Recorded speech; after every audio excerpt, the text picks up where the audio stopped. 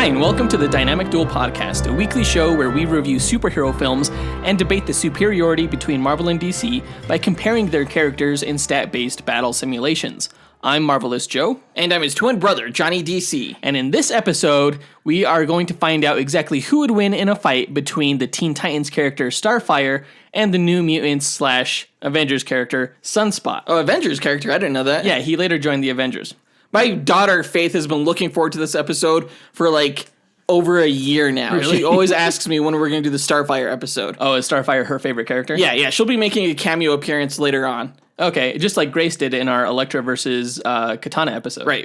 Okay. Yeah, those girls have got to start liking Marvel. No, not going to happen. They're too indoctrinated.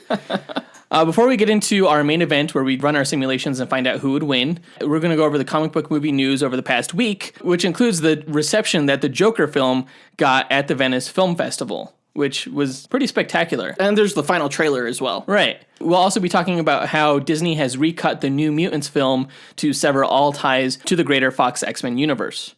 And finally, we'll also be discussing the new Titans Season 2 full trailer.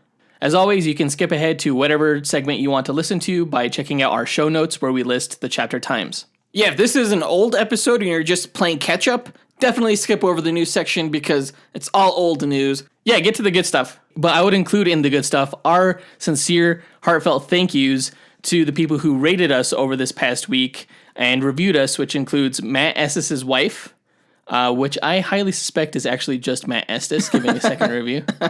FJC509 and Laura C1234. Thank you guys for getting us closer to 200 ratings on Apple Podcasts. Right now, we're at 144 ratings. So close! And once we get to 200, we meet the criteria given by Rotten Tomatoes to become eligible to become critics on that platform and have our reviews of the Marvel and DC films count toward those films' official tomato meter. And they just let 600 new critics join their site. Yeah, I hope we didn't miss our boat. I know, seriously. Come on, guys. Let's go ahead and get those ratings in. If you don't have an Apple Podcasts account and you can't rate us on iTunes, go ahead and please share us with a friend or family member or on social media. That way you spread word about the show and, we could potentially get in more ratings that way. Yeah, it would mean so much to us. Yeah, it's a huge goal of ours. So thank you again to everyone who rated. And with that out of the way, quick, to the No Prize. So a No Prize is an award that Marvel used to give out up until the 90s to fans. Our version, the Dynamic Duel No Prize, is a digital award that we post on social media that I personally draw for those who we feel gave the best answer to our question of the week. Last week's question was, whose side do you take in the Sony-Disney Spider-Man breakup and why? We got a lot of answers here. Really, there was no wrong answer. They're all passionate. I love that. I love that people are so passionate about these characters because I'm definitely passionate about this topic, even as a DC fan. Yeah, and quite a few people were able to see both sides of the matter and didn't take any side. I don't do that. I always choose sides. Yeah, you had to choose a side. What the hell? But let's run down the list of honorable mentions. Thank you to Jeremy Orr, who said that he sides with Sony because Disney got greedy, and it's a bigger loss for Sony not to have Spider-Man. Jace Crump also takes Sony's side, saying that they let Disney use the character that they have the rights to, and that Disney is stinking rich already. Aaron Alexander Jones sides with Sony, saying that no matter what Disney has done for that company, that won't change Sony's business sense. Right? It's like, who gives away 50% of their biggest moneymaker? Fools. Sony ain't no fools. That's true. It's like, do you like money? Dustin Balcom also sides with Sony, saying that they've made plenty of good movies, and they have the rights fair and square and don't have to take Disney's strong-arming. Right, Sony's made Spider-Verse, they made, Spider-Man 2, Spider-Man 1. That's pretty much it. But is it enough? That's no. The question. That's a horrible track record. Colby Henches also sides with Sony, saying that he'd rather have more Spider-Verse movies than MCU Spidey movies. Think about that. Spider-Verse was a fantastic film. Yeah, it won an Oscar. That's a tough call, though. Really think I gravitate more towards the live-action stuff than I do the animated stuff. And you'll still get the live-action stuff. Tom Holland's Spider-Man just won't interact with any of the other Marvel characters now. True. Salvador Martinez also sides with Sony, saying that this split-up could lead to an R-rated Carnage film with Spidey in it. Yeah, where he teams up with Venom. I doubt Sony would go that route, but you never know. Given the success of films like Deadpool and possibly The Joker, which is coming out next month, studios may be more keen on creating R-rated superhero content, even with a family-friendly character such as Spider-Man. Who knows? Joker may start a paradigm shift. Jonathan Hazelton also sides with Sony, saying that what's pocket change for Disney is a massive hit for Sony. True. Kane Morgan also sides with Sony, saying Disney is the devil. That's right, I remember that answer. It's a lot of Sony answers, Yeah. but let's move on to the Disney ones. Birdman Taylor Red sides with Disney because he's saying Spidey belongs at home with the rest of the Marvel Universe. Damn straight, preach it. Red Hood of Twitter sides with Disney because Spider-Man needs to be in Secret Wars, and Sony now can't do a team-up film of Endgame caliber. Right. They can't do team-up films at all, really, unless they do like a villain team-up movie like Sinister Six. But it does raise an interesting point. Are team-up films inherently more appealing than solo movies? I think the box office proves that they are. Yeah, which is interesting. It's an interesting point. Irani Gami from Instagram, definitely follow his profile on Instagram. It's fantastic. It's just imaginary spelled backwards. He sides with Disney because he says Marvel has a proven track record with their characters, more so than Sony, who's about 50-50 with their Spider-Man films. Jeremy Hoyt sided with Disney, saying that they make better Spider-Man movies. Which I think is pretty much the ultimate argument there for Disney. Right. Disney has yet to make a bad Marvel movie. Harrison Fox sided with Disney, saying that Disney deserves a higher percentage of the profits for their work they do. Right, they carry a bulk of the creative workload for these Sony films. Considering that the last movie made over $1 billion, they're looking for their fair cut. And I agree that they do deserve more. Probably not 50%, but they definitely deserve more than 5%. Definitely. Joel Seagrave sides with neither of the companies because both have legitimate gripes. Well, that's very Switzerland of you. Same with Adam Spies, who also said that he sided with neither because both are conglomerates with too much control, and he's on the consumer side. Because ultimately, in this breakup, the consumer is the ultimate loser. Right. It's like a child trying to side with one of his parents who are getting a divorce. It's not your fault. I feel it's not sad your for us. fault. I think ultimately, though, if you're on the consumer side, aka the fan side, I think that would lead me to side with Disney, given the fact that they make the films that the fans are happy with. I'm more inclined to side with Disney personally. Disney's the devil. That's not the side of the fans. That's the sign of like business. That's like the logical business side. Yeah. I don't care about the logical business side. I care about my side, the fan side. Caleb Albers also sided with neither company, saying that it doesn't matter who's at fault. It just needs to be fixed. Hell yeah, it does. I agree with that. Just fix it. I don't care. Just fix it. And our last honorable mention goes to Gavin Amai, who sided with both, saying that he saw where both sides were coming from. So yeah, we got a lot of great perspectives there, but only one of the answers provided a plausible solution for all of this drama. And that person wins the no prize. So congrats to Matthew Rivera, who actually sides with Sony, but said that Disney should offer their full library of Marvel characters' video game rights for a 50% stake in the Spider-Man movies. So Sony would give Disney that 50% stake of the Spider-Man films that they're looking for, but in return, Disney would offer every Marvel character to Sony for video games. Now, Sony just purchased the studio that made the PS4 Spider-Man video game, and that was amazing. Yeah, one game of the year. Right. So we absolutely know that Sony is hit or miss when it comes to their films, but are freaking gangbusters when it comes to their video games. There's a whole lot of potential for profit there. Oh yeah, almost as much as a movie. Right. I absolutely think that this is the way they could do it.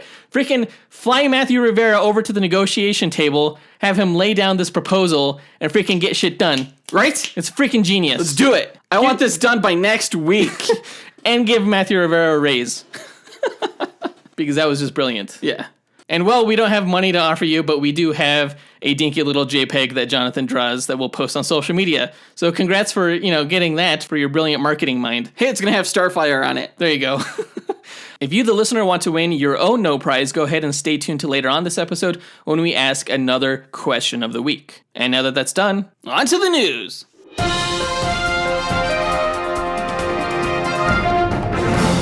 Okay, to start things off, the Joker film had its debut at the Venice Film Festival just a few days ago. And it apparently got an 8-minute standing ovation. Which is pretty good. It's the same duration that A Star is Born received last year. People keep saying that Warner Brothers is sort of taking the same Oscar approach with this film that they took with that film. Bradley Cooper is a producer on The Joker. Oh, really? Yeah. What? Yeah. I did not know that. Yeah, him and Todd Phillips are like bros now after the Hangover films. Okay.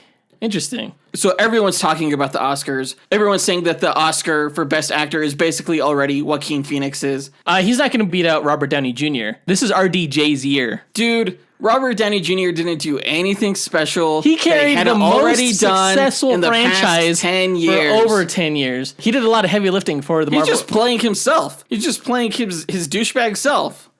Did you just call Robert Downey Jr. a douchebag? Because you have so many people listening to this right now that are frothing at the mouth that really want to fucking stab you right now. I'm saying it's not worthy of an Oscar. You're just fucking wrong.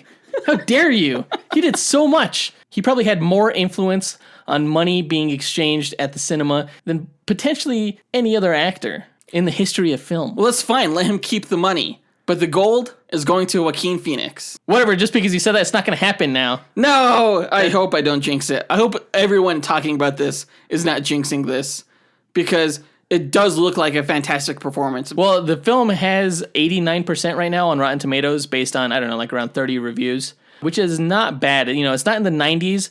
The film looks like it's going to be quite divisive. Yeah, the critics embargo was released on Saturday.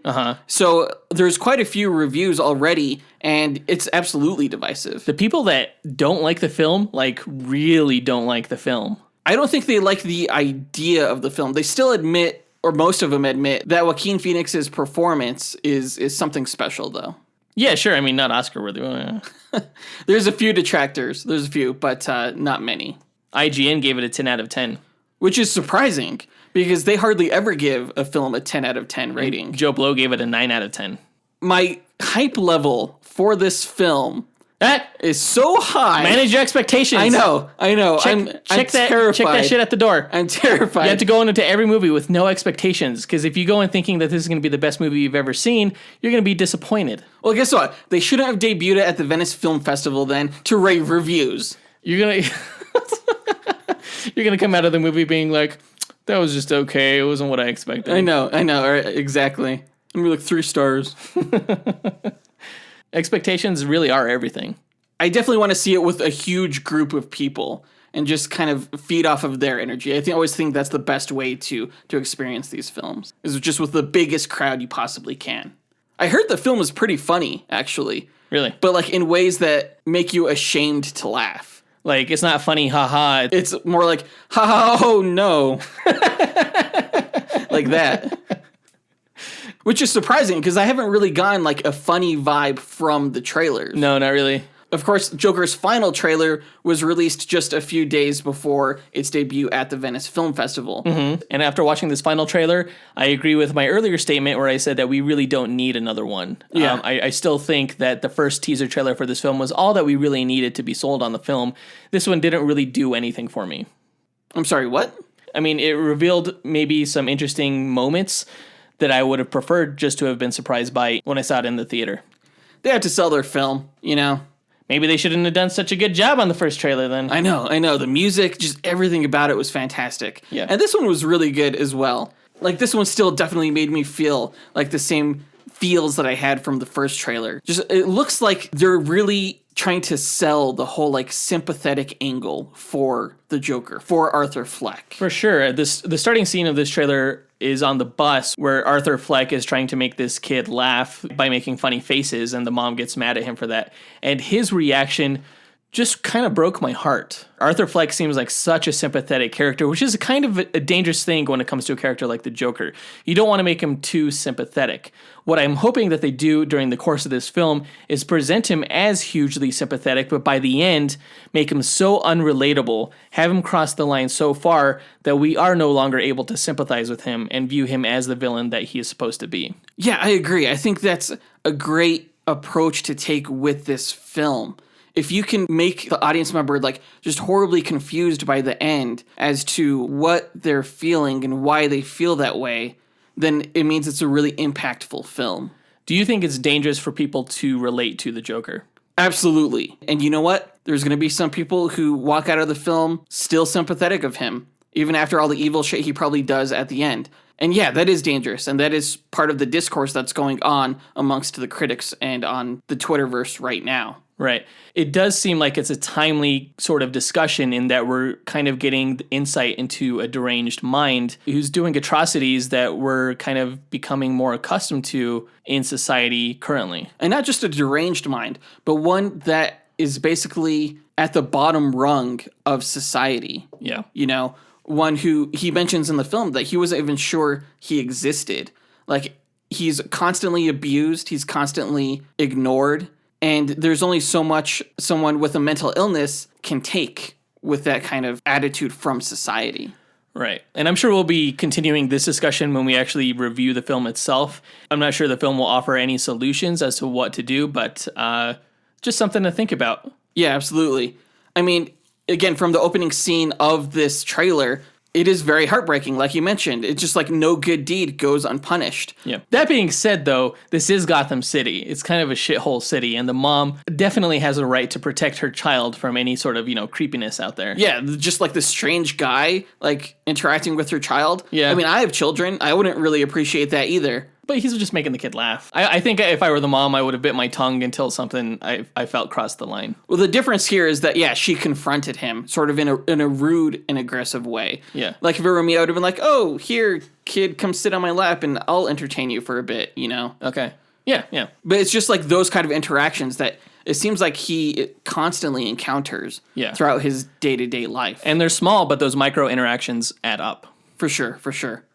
And shit just keeps happening to this guy. And we learned that his social worker is no longer going to be able to keep seeing him. Yeah. And the line he has right after that about how she doesn't listen, how she just asks the same questions week after week. And how are his thoughts? His response of him only having negative thoughts should be like a huge red flag. But Right. of course, no one's going to care about. Because no one cares about him. Sad.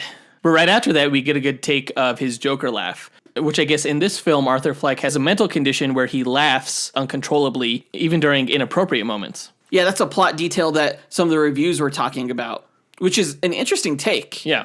We finally get to hear from Robert De Niro's character. Yeah, he's a late-night talk show host, and he ridicules Arthur Fleck, who's giving what looks to be his first stand-up performance. Well, later on in the trailer, you see that it's not even really a stand-up performance to a crowd. It was just to one girl. That room is empty. What? Yeah.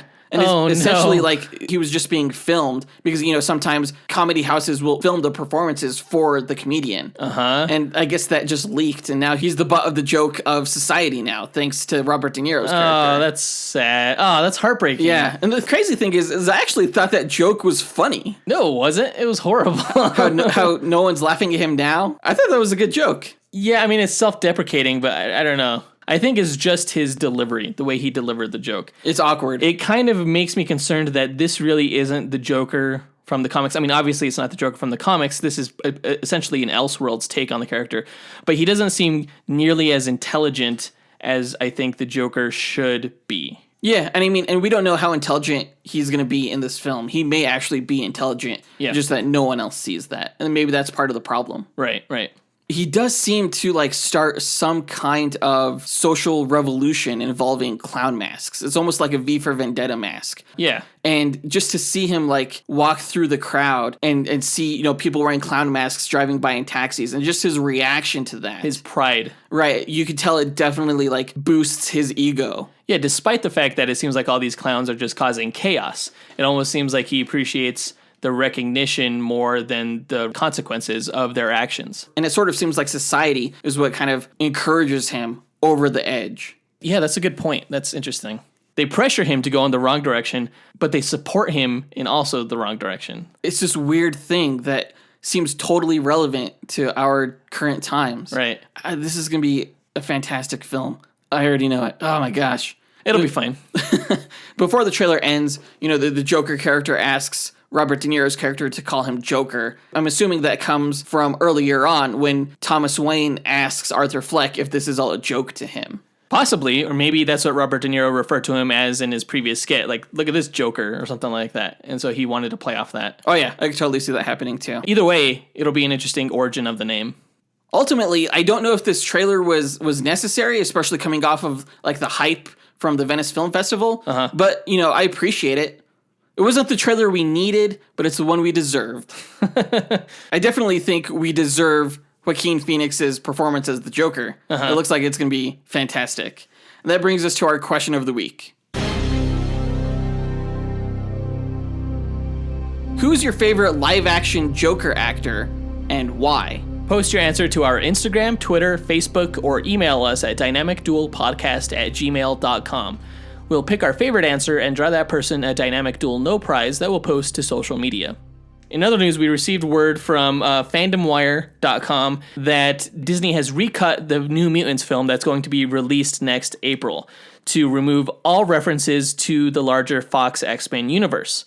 And that's coming off of the news that Disney was initially unimpressed with the cut that they received from Fox of this movie. Sources are saying now that in recent test screenings, the film has tested better, and that this cut is more aligned with director Josh Boone's original vision of the film as this horror-esque movie, which I'm all for. Yeah, I mean, we know that Bob Iger has recently been very, very disappointed with how the Fox films have been performing. Yeah, including Dark Phoenix, which lost upward of $100 to $200 million.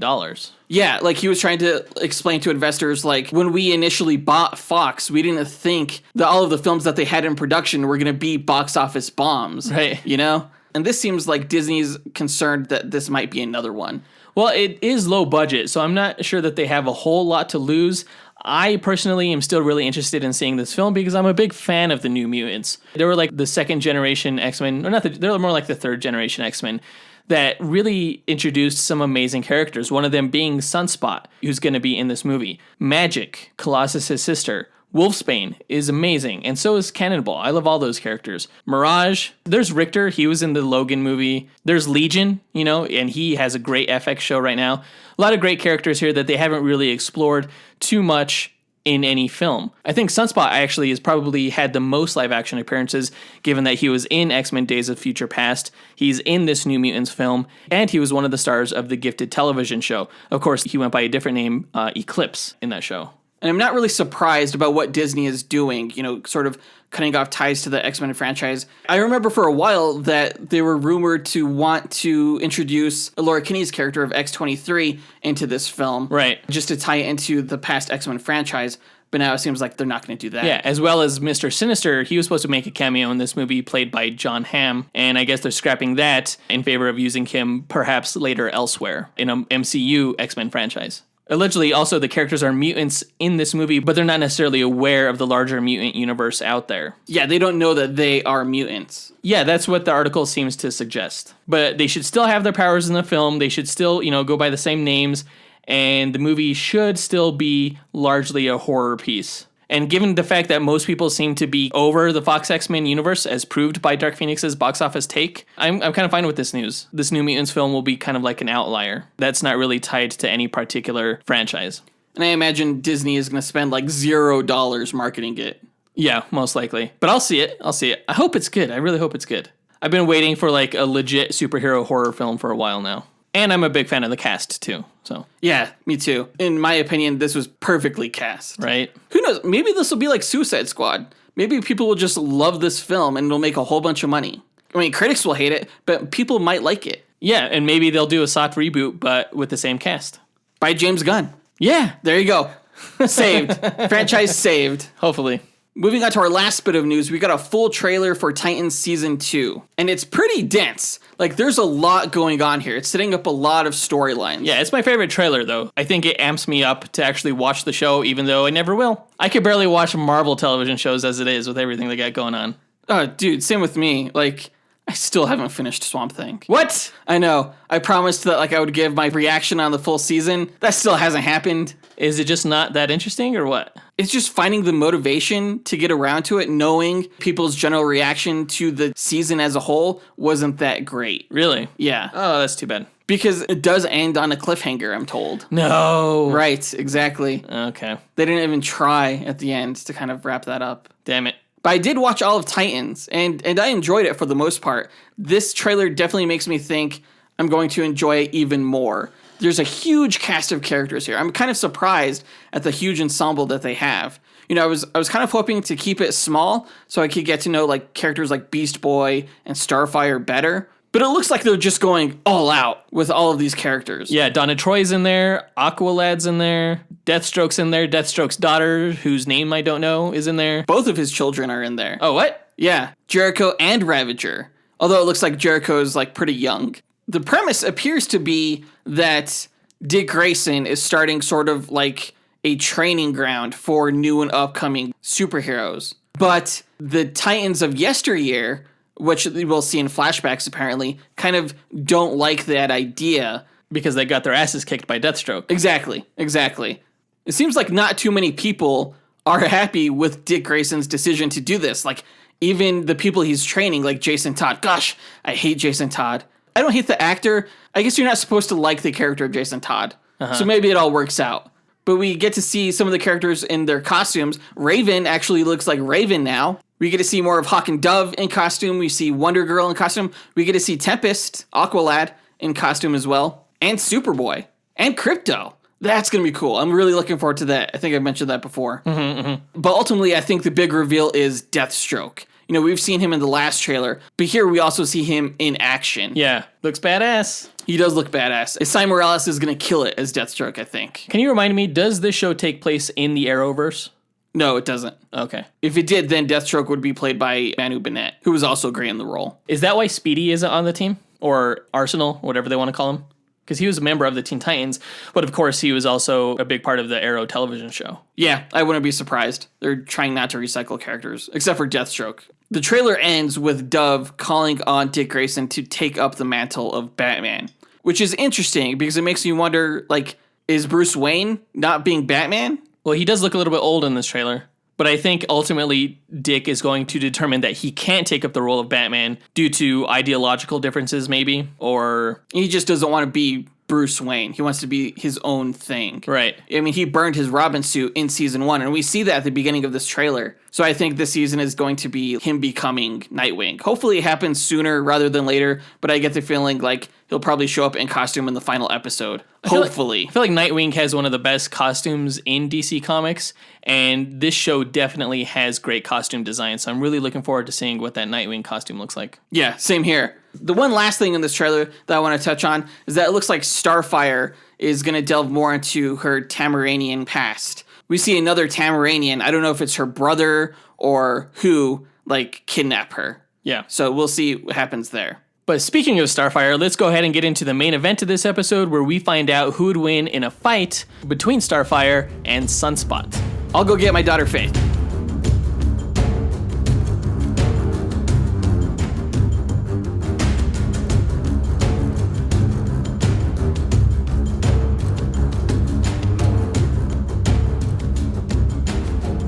Okay, before we get started, we have a special guest for this episode.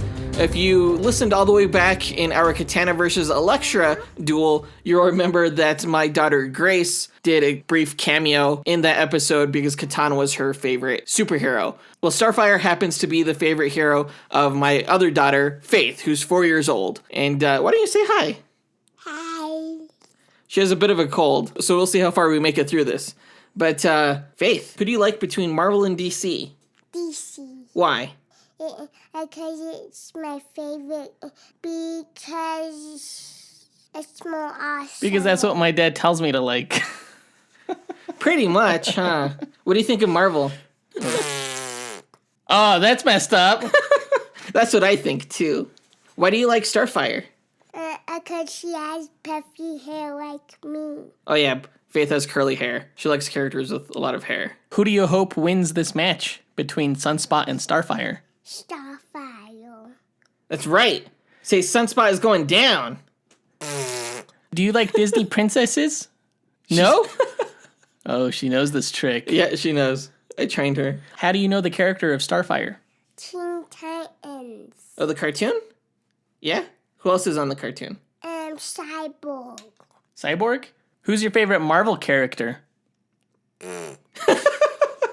That's enough of this. That's enough All of right, this. well, thank you. Say go Starfire. Go Starfire. All right, good job. That'll be cute to listen to down the road when she's older. She'll be like, what was I doing? Why did I talk like a baby?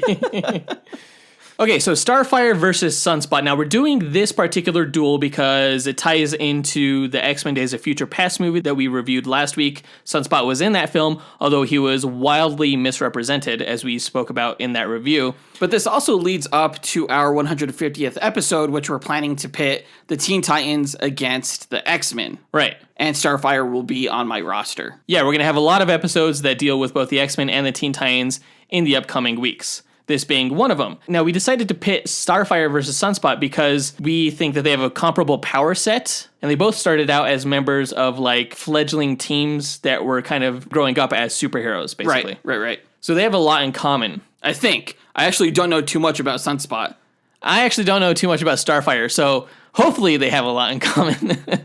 If you haven't listened to one of our Duel episodes before, the way we do this is stats. It's all stat-based. Right, we take the character's base stats among a variety of criteria mainly set forth by the Marvel official power rankings grid, as well as a few additional stats that we incorporate that we think are important. And we take those numbers and we randomize them among a normal distribution, which is a probabilistic model known as the Monte Carlo simulation. Yeah, we run the simulation 1,000 times, which gives us a percentage of wins for each character. Now, no character ever wins 100% of the time. There's always one way for a character to defeat another. Right. So even though we declare the winner to be, one character in the match, it's not to discount the fact that the other character also wins a percentage of matches as well. We're just saying that the character with the highest probability of winning is the overall winner.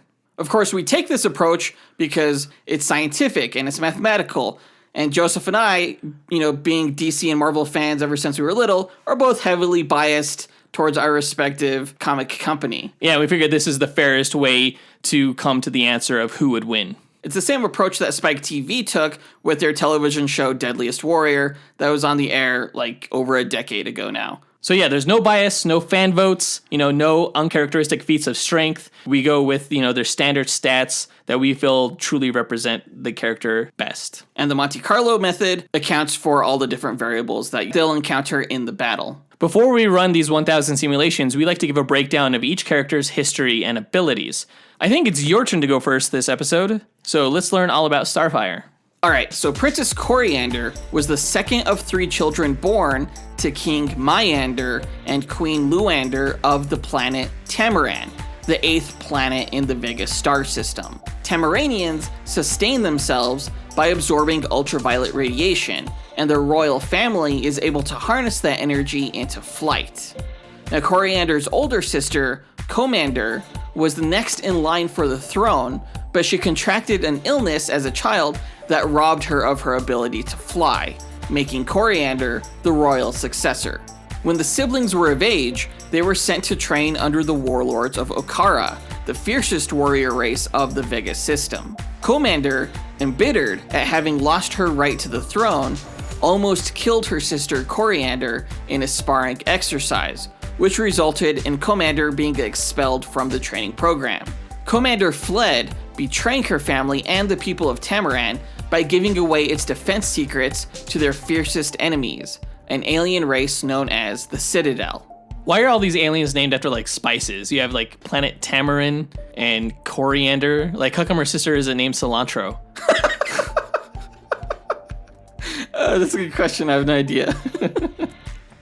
It's all different spellings. Okay. It's alien spellings. Yeah. So, Tamarin was conquered easily by the Citadel, and in the terms of Tamarin's surrender, King Myander was forced to offer his daughter Coriander to the Citadel as a slave. To her horror, Coriander was given to Commander as a reward, and her sister kept Coriander drugged for years as she was forced to endure slave labor and multiple forms of abuse by Commander's forces. Having reached a breaking point, Coriander killed one of her abusers, and as her sister Commander was about to execute her for her crime, both were kidnapped by an alien race of sadistic scientists known as the Scions. The Scions performed torturous experiments on the sisters, wanting to gauge and increase the amount of energy their Tamaranian physiology could absorb. But their experimentation backfired, granting Coriander the ability to channel her absorbed energy into destructive blasts known as starbolts. Coriander broke free from her restraints and tried to free her sister as well, whom she found being overloaded with energy. Commander struck down Coriander with an even more powerful starbolt just as her forces arrived to save their commander. Coriander managed to steal a spacecraft christened Starfire and fled to a nearby planet of Earth, where she met and gained the help of the newly reformed Teen Titans team. Since Tamaranians were able to absorb language via physical contact, Coriander was able to learn English by kissing the Teen Titans leader, Dick Grayson, who was Robin at the time. She kissed Dick? Oh my gosh! Technically, yes. I mean, I can't even say no to that. Of course, you can learn more about Dick Grayson in our Nightwing versus Daredevil episode. I apologize for being 9 years old, everybody. It's fine. Coriander stayed on Earth to join the Teen Titans, adopting the name Starfire and the alias Corianders. She worked as a model. Meanwhile, back on Tamaran, the war-torn planet was left in chaos with different factions vying for power and control. Starfire was forced to return to her planet and marry a prince of the southern states named Karas in order to unify her people and seal a peace treaty. Karas later died in battle, as did Corey's second husband, General Physician. Starfire almost married Dick Grayson, with whom she had developed a romantic relationship during her time on Earth, but their wedding was interrupted by Raven, who was evil and corrupt at the time. You can learn more about Raven in our Raven vs. Phoenix episode. Their engagement and marriage was called off, however, and Corey returned to Tamaran for a time, which was now ruled by her sister Commander, now known as Blackfire. Blackfire actually ruled the planet justly and honorably up until the planet's implosion as a result of a war with the Scions. Starfire helped the surviving Tamaranians settle on a nearby moon. During the Infinite Crisis storyline, Starfire joined her former Titans teammate Donna Troy and other cosmic DC heroes in their investigation of a massive hole that had been torn in the newly formed center of the universe. Starfire helped repair the hole, but like many heroes, went missing by the end of the crisis. In reality, she ended up trapped on an alien planet with the heroes Animal Man and Adam Strange. They eventually escaped the planet with the help of Lobo and returned to Earth, at which time Starfire lost her powers, only to have them restored later with the help of Adam Strange on the planet Rann. You can learn more about Adam Strange in our Adam Strange vs. Star-Lord episode. Starfire returned to Earth and teamed up with her former Teen Titans teammates to help stop the demonic sons of Trigon, the father of Raven. After the Blackest Night storyline, Starfire joined the Justice League for a time before joining a cosmic team known as the Rebels, and discovering that the planet Rann was teleported to the original orbit of the planet Tamaran. To prevent a war, the surviving Tamaranians were allowed to settle on Rann's uninhibited southern continent. Aren't the Thanagarians settled on Rand too? Yes, actually. So you have the Tamarins, the Thanagarians, and the Rands all living on planet Rand? The Rannians. Yeah. Whatever. Yeah.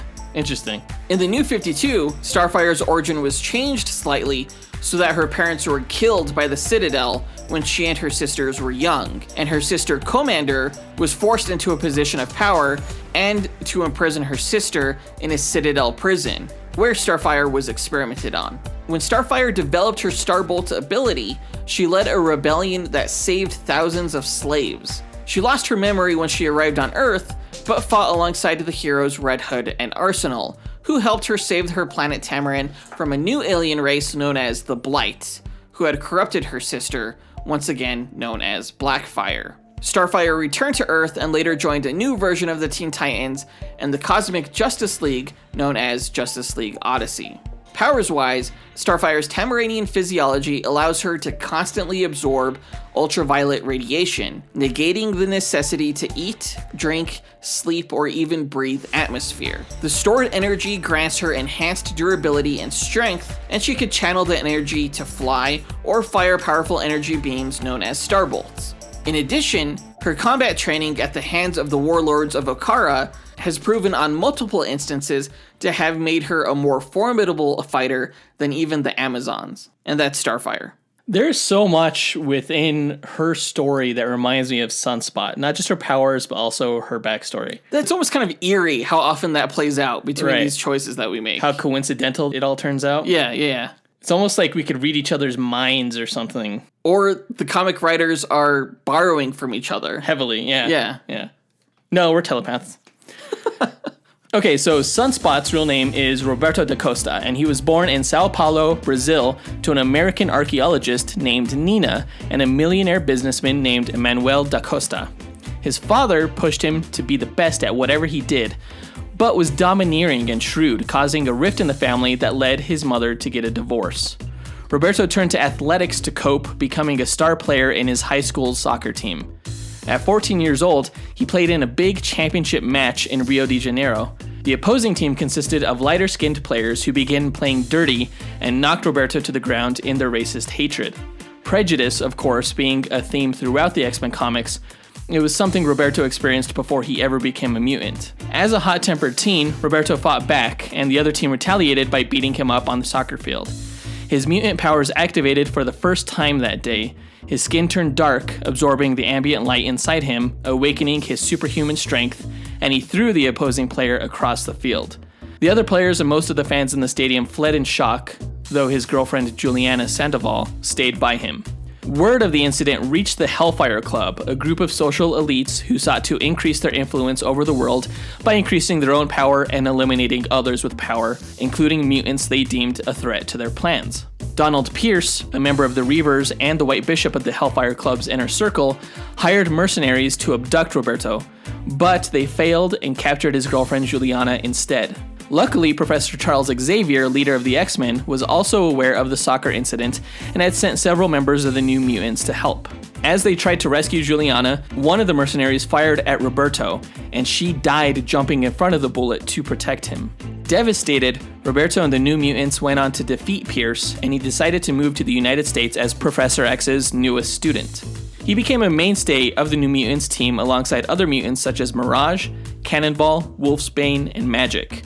Meanwhile, Roberto's father joined the Hellfire Club as the new White Rook. After accidentally giving his teammate Cannonball a concussion during a friendly soccer match, Roberto deemed his powers were too dangerous for the team and he ran away. He joined the Fallen Angels, a group of adolescent mutant thieves, but after a series of adventures that led them to places such as Dinosaur World and a nightclub planet called Coconut Grove, Roberto learned the lesson of sticking by your friends during tragedy, and he rejoined the New Mutants, who were at the time led by Magneto, while Professor X was taken off-world by the Shi'ar aliens to be treated for an attack by Hydra. You can learn more about this in our Sinestro vs. Magneto Duel episode. And Magneto turned into a domineering team leader, and Roberto rebelled against him alongside many of the other New Mutants. He left the team again after learning his father had died, and he had now inherited his business and millions of dollars. It turned out his father was killed, however, by an immortal mutant known as an External named Gideon. Gideon captured and experimented on Roberto, believing him to be an External himself. The experiments amplified his solar absorption powers by 3,000%, and he was eventually rescued by his old teammates who are now called X-Force and being led by the time-traveling mutant Cable, whom you can learn more about in our Booster Gold vs. Cable episode. Roberto's powers had evolved, and he could now expel the stored solar energy from his body in the form of heat blasts and as a means of propulsion for flight. Oh wow. After joining X-Force, he discovered he could no longer return to the United States since his student visa expired, so he had to leave the team. He lived as a bored, rich playboy in Rio de Janeiro until he was approached by Selene, the Black Queen of the Hellfire Club, who invited him to join their inner circle. Roberto declined, but she offered to resurrect his old girlfriend Juliana, who had sacrificed herself for him. Feeling he owed Juliana his life, Roberto accepted and became the new Black Rook. Oh wow. He used his new influence to move his business dealings from Brazil to Los Angeles, where he became the head of X Corporation, an international nonprofit organization created by Professor X to investigate mutants' rights violations and work with the X-Men. He was one of the 198 mutants who retained their mutant powers after the events of M-Day, when the Scarlet Witch deactivated most of the world's mutant powers in a fit of madness. Alongside former teammates Mirage and Cannonball, he reformed the New Mutants team as an instructor. However, that was short-lived as the events of Avengers vs. X-Men led Roberto to join the Avengers as part of the team's objective to include more mutants and help mutant and human race relations. Once the incursions of alternate universes began destroying each other leading up to the events of the latest Secret Wars series, Roberto decided to use his wealth to buy out the evil organization known as Advanced Idea Mechanics, or AIM. He renamed it Avengers Idea Mechanics and used their scientific resources to study the incursions and find a way to stop them. It led to the development of a machine that could travel between the multiverse, and Roberto formed and led the Multiversal Avengers. What? Though they were ultimately unsuccessful as the multiverse was destroyed, saved by Doctor Doom, and then reformed by Mr. Fantastic during the Secret Wars event. Roberto next led his company to try and develop a cure for Mpox, which is a disease that mutants contract when exposed to the Terrigen mists that had been released into Earth's atmosphere by Black Bolt, which you can learn more about in our Shazam vs. Black Bolt Duel episode. His company was folded into S.H.I.E.L.D., becoming its intelligence division, now known as American Intelligence Mechanics, and he renamed himself Citizen V after the line of heroes dating back to World War II. What? Sunspot became Citizen V? Yes. Weird. However, since that time, S.H.I.E.L.D. had been replaced by Hydra and a time-altered Captain America, and Roberto resigned from his position. He has since reunited with the X-Men alongside his old New Mutants teammates. Now, powers-wise, Sunspot's primary ability is photosynthesis. He absorbs and stores solar energy and photons, synthesizing it for his powers. When he does this, his body is cloaked in darkness like a shadow as it drains all the ambient light from his body. He can use the solar energy to empower his own physicality, negating his need for food and oxygen, and granting him enough strength to lift around 50 tons, though his durability is not enhanced beyond his capacity to withstand the weight he lifts. So similar to Jessica Jones, he can withstand some impacts that a normal human couldn't, but he's not bulletproof, although he is fireproof. Sunspot can also create thermal updrafts that allow him to fly, as well as fire blasts of heat and light. His energy absorption extends beyond sunlight to include additional wavelengths in the electromagnetic spectrum, including gamma radiation and laser radiation. He's trained in martial arts alongside the X-Men and the Avengers, being gifted in the Brazilian martial art of capoeira. Sunspot is also a successful financial and business tactician. And that's him. Are these like the same character? Powers-wise, almost. It seems like it. What kind of energy does he emit? Solar energy. So ultraviolet. Yeah, sure. Are they going to be able to even hurt each other? I don't absorb know. each other's powers. That's a great question. That's not something that I considered while planning this match. Yeah, me neither. We'll figure it out. Okay. It'll be fine. We always do. Yeah. So now that we've gone over the histories and abilities of both of these characters, what Jonathan and I like to do is we like to improvise a sort of speculative scenario for one of the 1,000 matches. Basically how we think it would play out. We don't set any rules for this improvised scenario, save for the fact that the characters don't know anything about each other, other than that the other one is a threat that needs to be put down.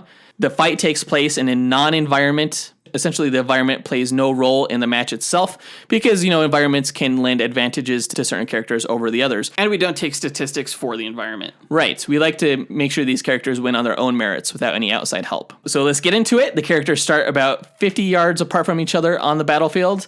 Who goes first? Well, how fast is Starfire? She could go like orbital speed. Okay. Well, Sunspot usually maxes out around 150 miles per hour because that's when he starts to overexert himself. Right. So given that Starfire is faster, she probably goes first. I agree. So let's say, I'm still wondering if they affect each other though.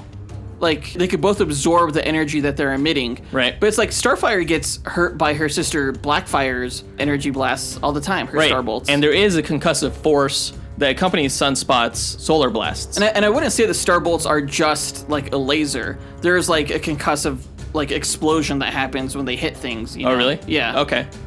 So yeah, they can hurt each other. I would imagine that some of the impact from the energy blasts are negated just through the nature of their absorption powers, but they'll be able to affect each other in some regard. Yeah, the radiation of the blast could get absorbed, but not the force of it. Yeah, the explosive force. So it's not going to burn a hole in them. It's going to push them back. Right. Okay, so Starfire, she rockets into the air with her cool, like, fiery hair trail that she leaves, and just sends 2 starbolts blasting towards Sunspot. Well, Sunspot, he sees her coming, and he activates his Sunspot mode. He absorbs all the light around him, and he looks like a shadow, and he dodges her starbolt attack by flying straight up into the air, and she flies past him, and as she does that, he fires, like, this big thermal energy wave blast at her. So she gets, like, knocked down to the ground? Yeah. He kind of like shoves her down into the ground. Okay, well, she probably hit the ground pretty hard. Yeah. And like she like broke some of the ground, so she just picks up like a huge slab of the ground and just hurls it at him. And Sunspot melts it before it even reaches him. Joke's on him, that was a distraction. As he's busy melting it, she just like plows right through the rock and him. Oh, so he gets knocked back. And now they're in close quarters combat, like air grappling. And I'm pretty sure she's a better fighter than him, especially in the air. No way. He has like those Brazilian jiu-jitsu skills. So while they're grappling, he like gets her an aerial armbar, and then they both like plummet to the ground. No. Starfire has won an Amazonian fighting tournament. There's no way he's a better fighter than her. Okay. So he thinks he has her in an armbar, but like she's an alien. She's like really tall, right? She has really long legs. So as he has her in the armbar, she just lifts her leg and kicks him right in the temple. Oh, she's like flexible that way? Yeah. Okay. All right, so he gets kicked in the head. He probably lands onto the ground just to kind of like recuperate. He might be a little bit concussed. And she follows up with a series of like these energy pulses that are just fired at him. Yeah, like but rapid fire. But he's countering those energy blasts with his own, so they're negating each other in midair, like creating like these thermal like detonations midair as the energy collides into each other. But then he sends out this huge white blinding strobe that blinds Starfire. Oh. She can't see. So she's like temporarily stunned, and he uses that opportunity to do like a Shoryuken, like from Street Fighter. He does like this flying uppercut, and he just punches her like right in the jaw, sending her flying upward into the air. Jeez. Okay, she's definitely disoriented. She's still getting her eyesight back. She doesn't know like where to fire, so she just kind of goes like supernova. She just fires in all directions in this really powerful blast that just sends Sunspot flying. He may be pushed back a little bit, but he's also absorbing all the radiation from that nova blast. So she's powering him up like a lot. At which point he retaliates by like sending the hugest like solar energy blast that you've ever seen. It has this huge diameter. It's got to be like almost as tall as he is, and it just like plows right into Starfire. No, because she gets her sight back quick enough to see it coming, and she counters with her own. So she's firing off this huge blast too, and like their energy is just colliding and probably forms like this small sun. Yeah, like a small sun that suddenly just like explodes, and it sends both of them flying backward. Okay, they're probably at opposite ends of the arena, like recovering from that. But again, Starfire's faster. So she speeds towards him really fast, closing the distance. Because she figures that her blasts aren't as effective as her combat skills. And she figures that she could take him in a one-on-one combat. Okay. So she closes that distance and just starts using her alien fighting technique to beat the crap out of them. She's not that much better than him. Like, he probably does like some sweet-ass capoeira moves to dodge some of her attacks. Like, he does like this flip, jump, spin in the air that finishes with a sidekick to her face. She is trained with Nightwing, who knows all of the fighting styles. Okay. She knows Earth's fighting styles. He doesn't know her fighting style. Okay. That gives her the advantage. So as he's trying all these fancy dance moves, she just kicks him right in the nuts. Why the nuts? Because he has them, and she doesn't. And she can use that to her advantage. Well, he's on his knees on the ground, like feeling like he's gonna barf and everything like that. But then he like surprise attacks her and like punches her right in the ovaries, Ron Burgundy style. She's an alien, and she doesn't have that kind of anatomy where you think they would be. Okay. All right. Well, we'll end the match there. Okay. I'm not sure what else they could do to each other. So either she beats him down physically, or he beats her down physically. And that's not happening. And we'll run the simulations and come back to you with the actual winner. Well, that was kind of a bust. See, this is why we don't really like to do those like carbon copy duel episodes that people have suggested, like Killer Frost versus Iceman. Or Superman versus Hyperion. Right. That's the big one. Yeah, because when you have characters that are pretty much identical in power set, there's not really much that they can do to hurt each other. Yeah, we know the result is essentially going to be a 50-50 split. Like with Green Arrow and Hawkeye. We found that it's much more interesting to get characters that have many similarities, but have slightly different power sets. Yeah. Now, in this case, though, their stats, I wouldn't say, are equal. No, they're not equal. The powers are equal, but the stats are not. Starfire is just a little bit more powerful in almost all of the stat categories. Yeah, just slightly. But Roberto is a lot smarter than Starfire. I would say a lot smarter. Often Starfire is sort of played as naive due to her alien nature. She doesn't know a lot of things about Earth. Yeah. But even then, like Blackfire, her sister, is sort of like the strategist in their family. So he is smarter than her. They're both fast. She's a little bit faster. They're both good at fighting. She's a little bit of a better fighter. They both have high energy output, although we gave the edge to Starfire in this instance. Starfire's feats regarding her energy blasts were a lot more impressive, being able to destroy an entire alien spaceship with one blow. Yeah, she could essentially go supernova sometimes. It's pretty rare, but we gave her the edge. Yeah. Sunspot's not quite at that level. They're both semi-durable, although, again, we would probably give the edge to Starfire in that regard. So is it any wonder who's going to win this match? Yeah, because intelligence plays a big role, right? We'll see how much. All right. So I don't even have to ask for your guess on who you think won this? No, I know Starfire won. I just want to know by how much she annihilated. Oh, we'll see. Mr. Cocky Pants? What? Oh, that's a horrible name. That is a horrible... Oh, God damn it. All right. So the winner of the Starfire-Sunspot matchup is... Starfire. Yeah. She won 677 matches out of the 1,000, whereas Sunspot only won 323, so 32.3% of the time he loses. Again, that's not to say that he would never win in a fight between the two, it's just that the odds highly favor Starfire. Yeah, if you're a betting person, choose Starfire. She gets the victory for this episode. That's right! Lame. I feel like I did a bad job of picking this matchup, both in that I lost and both in that the speculation was really hard to do. That was hard to do. Yeah. But our next Duel episode, which will be in 2 weeks, will be Flash Wally West versus Speedball, which will be pretty damn interesting, I think. Because those are two characters that have wildly different power sets, but are similar enough to pit against each other.